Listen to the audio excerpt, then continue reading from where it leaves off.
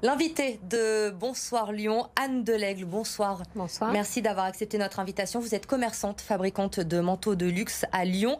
Alors vous étiez dans le cortège aujourd'hui qui a pris part depuis la place Bellecour. 3e manifestation des indépendants à Lyon depuis le début du mois de novembre. Plusieurs milliers de personnes aujourd'hui ont répondu à votre appel. Est-ce que d'abord vous avez le sentiment, après ces semaines de mobilisation, d'être entendu ? Entendu, peut-être, ça ne veut pas forcément dire qu'on accède à nos revendications qui sont pourtant justes. Entendu, ça ne veut pas dire écouter, ça ne veut pas dire qu'on a les réponses à nos questions. Aujourd'hui, justement, vos revendications, plusieurs collectifs ont été créés à Lyon ces dernières semaines. Vous demandez notamment l'indemnisation des travailleurs non salariés, un accord concernant les loyers. Vous en êtes où sur ces points-là ? On porte plusieurs mesures, c'est pour ça qu'on a réuni autant de monde aujourd'hui. C'est quand même la première fois qu'il y a autant de fédérations et de gens de toutes corporations qui se sont réunis sous la même bannière. On porte 3 revendications, c'est-à-dire l'indemnisation de nos pertes d'exploitation par les assurances. On demande à ce qu'il y ait la modification de notre statut d'indépendant parce qu'on demande la possibilité d'avoir droit aux indemnités chômage si jamais nos entreprises sont amenées à faire faillite. Et on demande à l'État de se substituer à nous en paiement de nos loyers auprès des bailleurs privés. Alors aujourd'hui, Olivier Véran, le ministre de la Santé, a annoncé un possible allègement du confinement début décembre. En revanche, les bars et les restaurants devraient rester encore fermés. Vous, en tant que commerçante, vous demandez quoi sur cette réouverture ? Le 1er décembre, le 27 novembre, jour du Black Friday, comme beaucoup de commerçants le demandent également ? Le 27 novembre, c'est primordial, c'est-à-dire que je ne pense pas que l'épidémie s'emporte beaucoup plus mal qu'on ouvre le 27 novembre ou le 1er décembre. En revanche, pour nous, ça fait une grosse différence. Ça nous permet de travailler le vendredi du Black Friday puisque Amazon va y avoir droit, donc pourquoi pas nous ? Et puis surtout d'enclencher sur un samedi et avant Noël, c'est quand même absolument nécessaire, surtout qu'on vient d'être fermé pendant un mois. On a subi déjà un premier confinement qui nous a mis à mal. C'est nécessaire. En revanche, on ne peut pas se satisfaire que de ça et on ne peut pas oublier nos amis restaurateurs, les gens de l'événementiel, la culture. Voilà, on est tous dans le même bateau, on ne peut pas se battre que pour nous. Cette réouverture, vous l'envisagez comment justement, avec peut-être la mise en place de prises de rendez-vous, des nombres de clients limités, l'ouverture le dimanche également, vous aimeriez pouvoir avoir le droit d'ouvrir tous les dimanches au mois de décembre par exemple ? Oui, alors c'est quand même quelque chose qui se pratique depuis quelques années. On est bien d'accord, avant Noël, en général, on ouvre les 3 dimanches avant Noël. Donc la possibilité d'ouvrir un 4e, très certainement. Après, la prise de rendez-vous, ça veut dire sacrifier malgré tout une partie du chiffre d'affaires. Parce que vous savez aussi bien que moi que... on va faire les boutiques et on est aussi happé par quelque chose qui nous plaît dans une vitrine. Il y a tous les achats coup de cœur qui, dans ce cas-là, ne peuvent pas se faire. Donc, on est quand même plutôt partisan pour une jauge, c'est-à-dire qu'on pourrait recevoir un nombre de clients en fonction du mètre carré qu'on a dans nos boutiques. Ça me paraît quand même déjà plus adapté. Les clients, pendant cette période de confinement, comment ils réagissent ? Vous avez l'impression d'être soutenus ? On entend beaucoup parler du click and collect pour les commerçants qui peuvent y avoir droit. Les clients vous soutiennent, sont quand même, répondent présents pendant cette période ?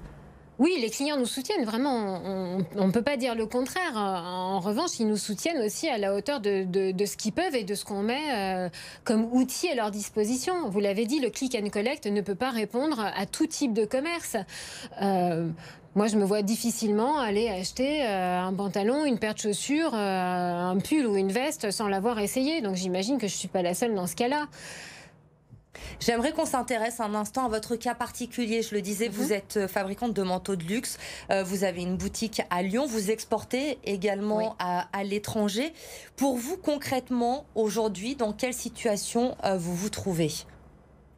La situation est catastrophique à double titre, c'est-à-dire qu'on a effectivement on crée des collections, donc on vend au détail au sein de notre atelier showroom, mais en dehors de ça, ces collections ont quand même vocation à être vendues auprès des détaillants multimarques dans diverses villes de France.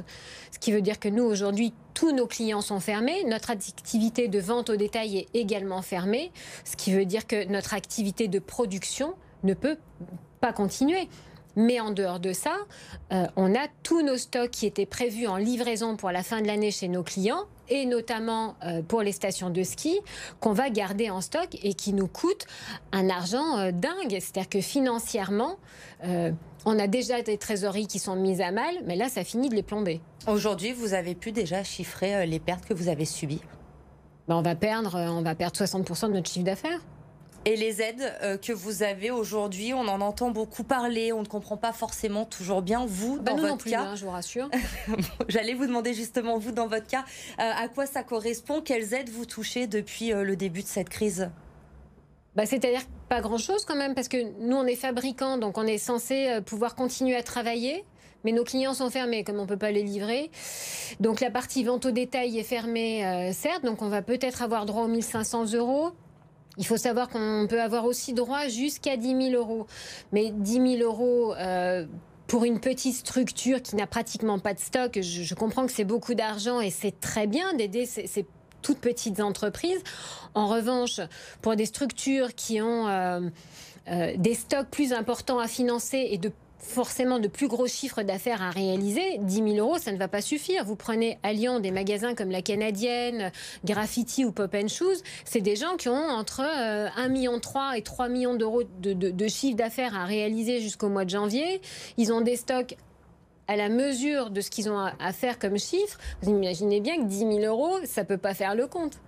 On parle de cet enjeu économique qui est bien sûr essentiel, mais il ne faut pas oublier également, Anne Delaigle, cet enjeu psychologique avec les conséquences de ce confinement sur les commerçants, sur les restaurateurs, là aussi sur les professionnels du monde de la culture, de l'événementiel. Vous le disiez, tout le monde est touché et il risque également d'y avoir cet enjeu psychologique. Mais j'ai même envie de vous dire que c'est pratiquement ce qu'il y a de pire, c'est-à-dire que on le dit, plaie d'argent n'est pas mortel dans une certaine mesure, parce que là, les gens vont perdre ce qu'ils ont passé une vie à construire.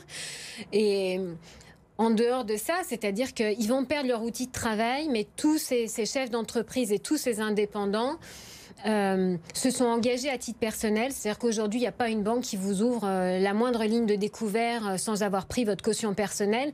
Donc ça va aussi les emmener à titre personnel.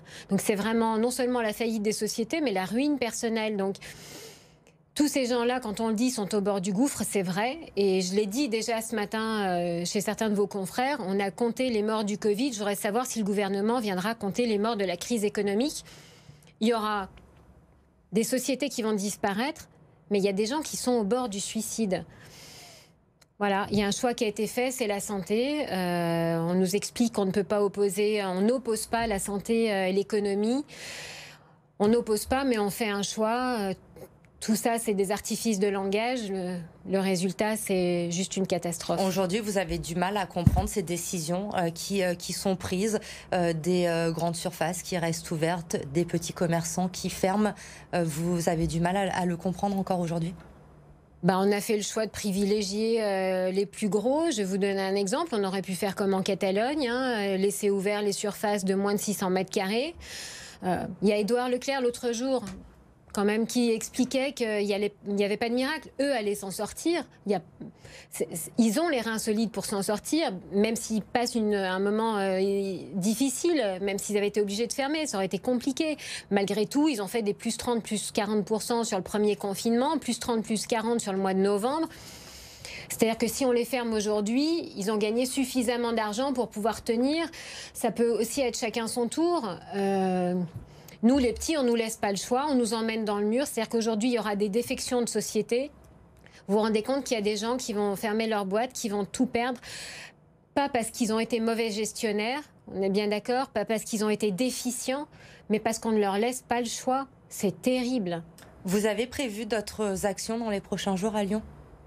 On va être là tous les lundis, on va s'inviter au débat tant qu'on n'aura pas gain de cause. Il faut surtout pas croire que la réouverture des boutiques va nous suffire et qu'on va pouvoir nous distiller 2-3 petites choses comme ça pour nous faire taire. Le fond de la révolte est bien au-delà de la réouverture des commerces. Il faut aussi que nos restaurateurs puissent ouvrir et plus largement les autres activités. Mais il faut surtout qu'on vienne en soutien à nos entreprises, en soutien économique. On a fait des propositions justement à ce sujet-là. Merci beaucoup, Anne Delaigle, Avec d'être plaisir. venue témoigner ce soir sur le plateau de BFM Lyon.